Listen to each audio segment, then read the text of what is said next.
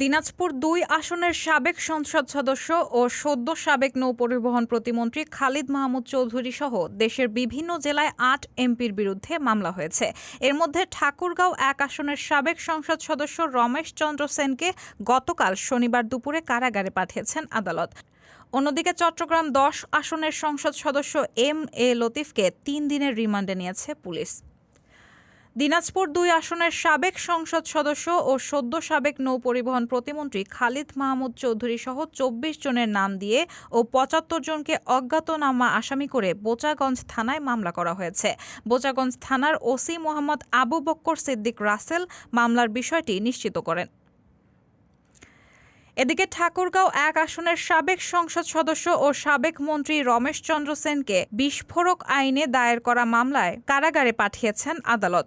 শনিবার বিকেল ৩:৩০টার দিকে জুডিশিয়াল ম্যাজিস্ট্রেট রাজীব কুমার রায় তাকে কারাগারে পাঠানোর নির্দেশ দেন।